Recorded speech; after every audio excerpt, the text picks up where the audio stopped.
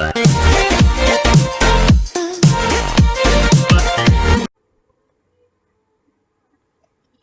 Dear student, आज हम लोग इंग्लिश सब्जेक्ट के सेकेंड चैप्टर जिसका नाम है the sum of life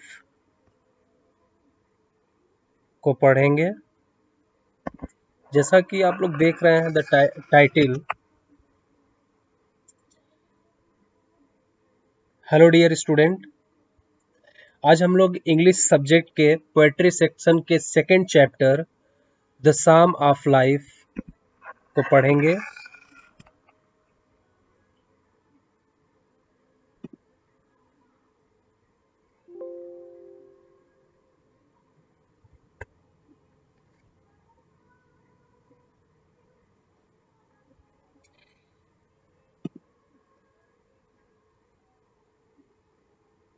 hello dear student, आज हम लोग इंग्लिश चैप्टर के पोएट्री सेक्शन के second chapter the sum of life को पढ़ेंगे। जैसा कि टाइटल आप लोग देख रहे हैं द सम ऑफ लाइफ, शब्द शाम में पी और एल दोनों साइलेंट हैं, जिसका अर्थ होता है भजन या फिर आध्यात्मिक गीत, और लाइफ मीन्स जीवन। तो इस टाइटल का शाब्दिक अर्थ है जीवन का भजन, जिसको H.W. लॉन्गफेलो ने लिखा हुआ है। इनका फुल फॉर्म होगा हेनरी वर्ड्सवर्थ लॉन्गफेलो, जो कि अमेरिका के बहुत ही फेमस कवि थे। और इन्होंने अपनी इस कविता के माध्यम से लोगों को आध्यात्म की तरफ ले जाने या जोड़ने का प्रयास करते हुए उन्हें सतत कार्य करने के लिए प्रेरित कर रहे हैं, मोटिवेट कर रहे हैं। इस कविता के एक्सप्लेनेशन और सेंट्रल आइडिया को हम लोग देखेंगे। इस चैप्टर को 4 स्टैंजाज में डिवाइड किया गया है, जिसको 1 बाय 1 हम लोग पढ़ेंगे। हमारा स्टैंजा पहला यानी स्टैंजा फर्स्ट इस प्रकार है। Life is real, life is earnest, and the grave is not its goal. Dust thou art, to dust returnest, is not spoken of the soul। इसका अर्थ देखते हैं। लाइफ, लाइफ मीन्स जीवन, real means वास्तविक, life again जीवन, Ernest means serious यानी गंभीर या फिर सच्चा या फिर दृढ़ संकल्पी। तो इसका अर्थ है जीवन वास्तविक है, जीवन गंभीर है, जीवन सच्चा है। यानी पोएट सेज दैट कि लाइफ वास्तविक है, यानी जीवन केवल एक स्वप्न नहीं बल्कि वास्तविकता है। इसमें जीवन गंभीर है, जीवन सच्चा है। And the grave is not its goal, and means और, ग्रेव मीन्स कब्र, इट्स माने इसका, गोल माने उद्देश्य या लक्ष्य, और कब्र इसका उद्देश्य या लक्ष्य नहीं है। यानी कवि कह रहे हैं कि जीवन हमें मिला है वह वास्तविक है, गंभीर है, और केवल मृत्यु ही इसका अंतिम लक्ष्य या उद्देश्य नहीं है। अगली 2 लाइन देखते हैं फिर। Dust thou art, dust means मिट्टी या धूल, thou means you, art means कला, लेकिन यहाँ पर फिजिकल बॉडी, ह्यूमन बॉडी की बात हो रही है, यानी मानव शरीर की बात। डस्ट अगेन मीन्स मिट्टी, रिटर्नेस्ट मीन्स वापस हो जाना। इसका अर्थ है डस्ट दाउ आर्ट, यानी हमारा शरीर मिट्टी का बना हुआ है टू डस्ट रिटर्नेस्ट, और मिट्टी में ही मिल जाएगा, और मिट्टी में ही मिल जाएगा या मिल जाना है, यानी यह शरीर मिट्टी का बना हुआ है और मिट्टी में ही मिल जाना है। Is not spoken of the soul, spoken means कहा गया, सोल मीन्स आत्मा, और यह आत्मा के लिए नहीं कहा गया है। यानी ये जो चीजें कही गई हैं, जीवन वास्तविक है, मृत्यु इसका लक्ष्य नहीं है, हमारा शरीर मिट्टी का बना है और मिट्टी में ही मिल जाना है, या आत्मा के लिए नहीं, बल्कि हमारे इस फिजिकल बॉडी के लिए, ह्यूमन बॉडी के लिए कहा गया है।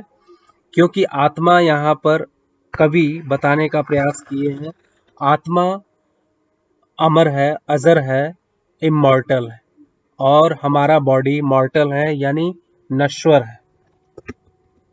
इस कविता में हम ये भी देखने का प्रयास करेंगे कि राइमिंग वर्ड कौन कौन से हैं।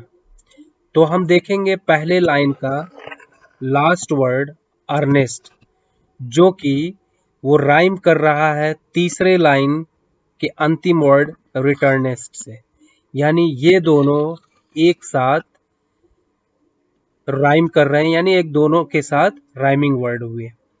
और सेकेंड जो हमारा लाइन है वो गोल लास्ट लाइन के अंतिम वर्ड सोल से राइम कर रहा है, यानी ये एक दूसरे के साथ राइमिंग वर्ड हुए। अब हम लोग अगले स्टेंजा की तरफ चलते हैं। सेकेंड स्टेंजा हमारा इस प्रकार है, not enjoyment and not sorrow is our destined end or way, but to act that each tomorrow finds us farther than today. Enjoyment means Anand, sorrow means दुख, our means हमारा, destined means भाग्य में लिखा हुआ, end means अंतिम या फिर उद्देश्य, way means मार्ग। तो इसका पूरा अर्थ हुआ, आनंद या दुख भोगना ही हमारा अंतिम उद्देश्य या मार्ग नहीं है। कवि इस कविता के माध्यम से कहना चाह रहे हैं, he wants to say that only enjoyment and sorrow हमारा अंतिम उद्देश्य नहीं है, लेकिन इसके अलावा भी कुछ और है। वो क्या है वो अगली लाइन में पता चलेगा। But to act that is tomorrow, but means लेकिन, एक्ट मीन्स कार्य करना, दैट माने कि, ईच माने प्रत्येक, टुमारो माने आने वाला कल। लेकिन हमें कार्य करना चाहिए, बट टू एक्ट, लेकिन हमें कार्य करना चाहिए, दैट माने कि, ईच टुमारो की प्रत्येक आने वाला कल, या ताकि आने वाला प्रत्येक कल फाइंड्स अस, फाइंड मीन्स प्राप्त करना, अस माने हमें, फार्दर माने के आगे या और आगे, दैन माने की अपेक्षा या के तुलना में, टुडे माने आज।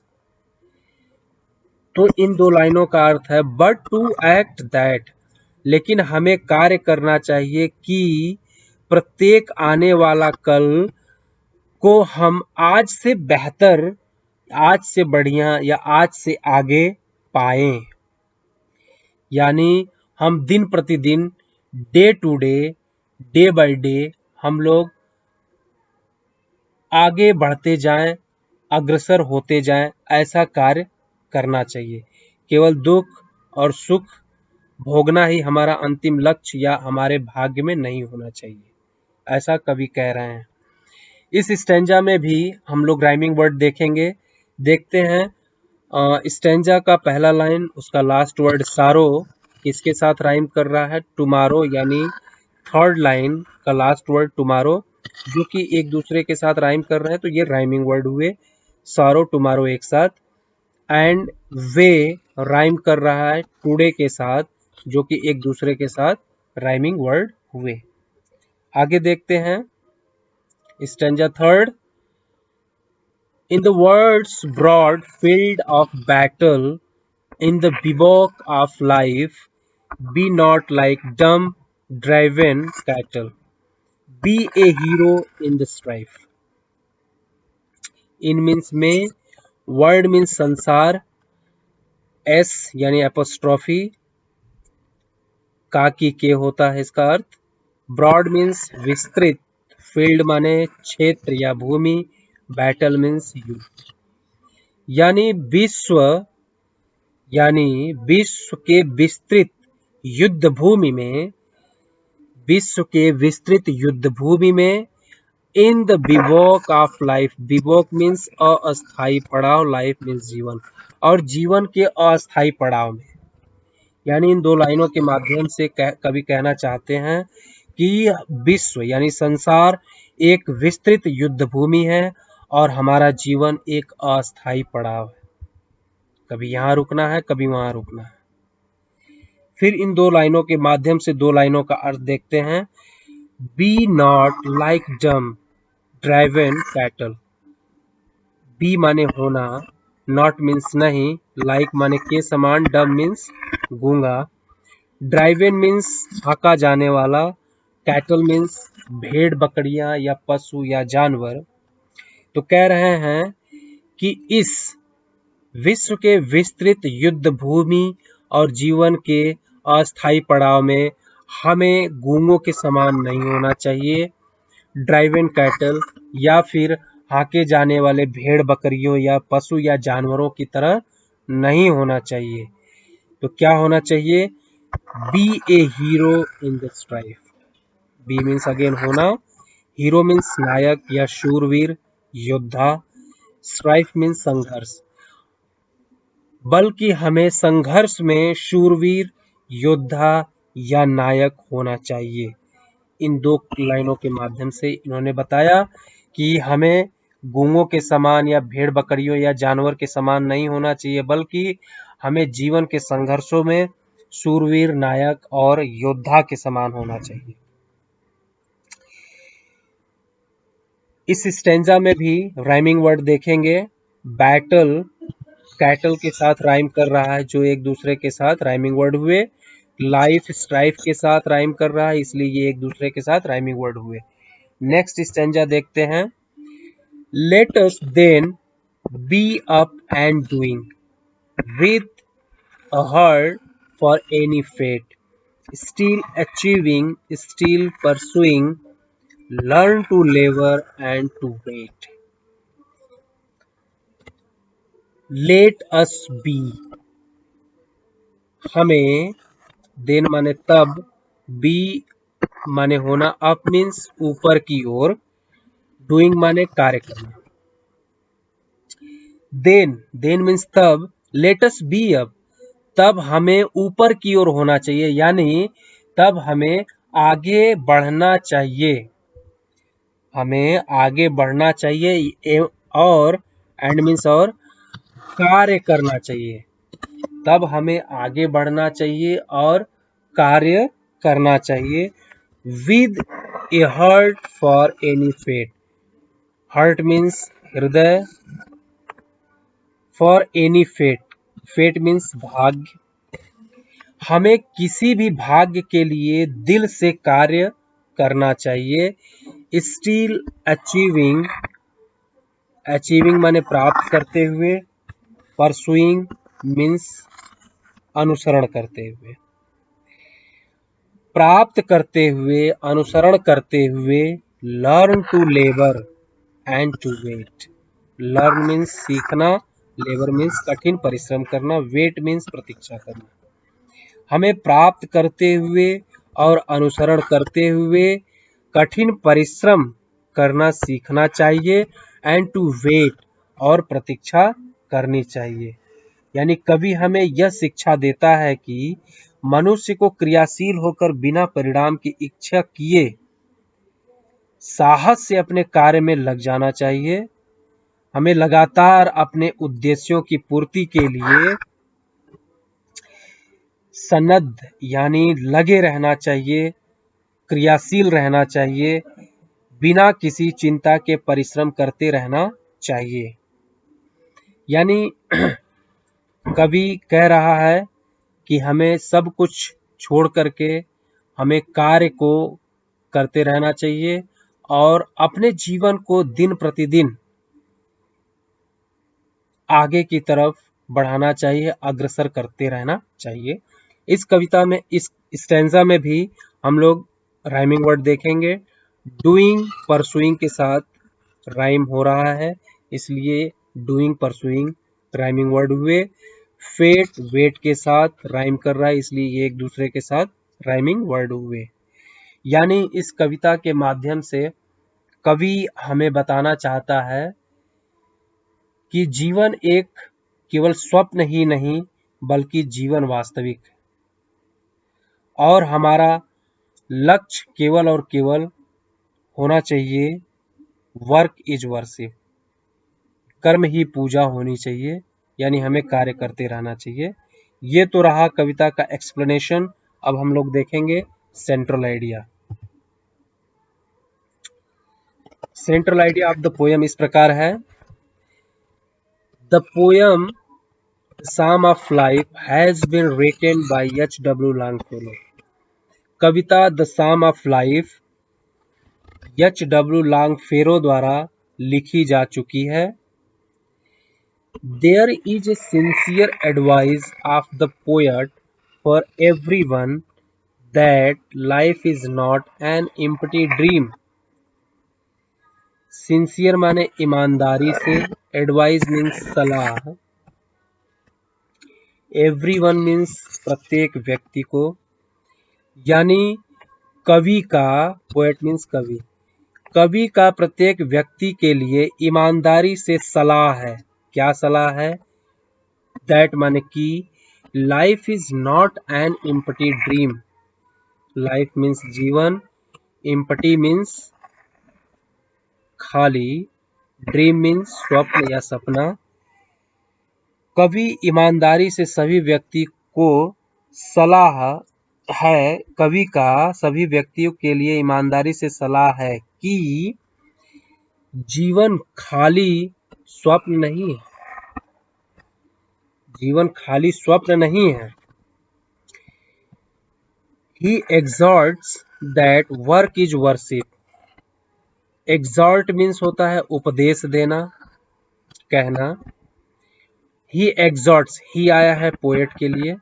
He exhorts that, कवि उपदेश देता है, that माने कि वर्क इज वर्शिप, यानी कर्म ही पूजा है।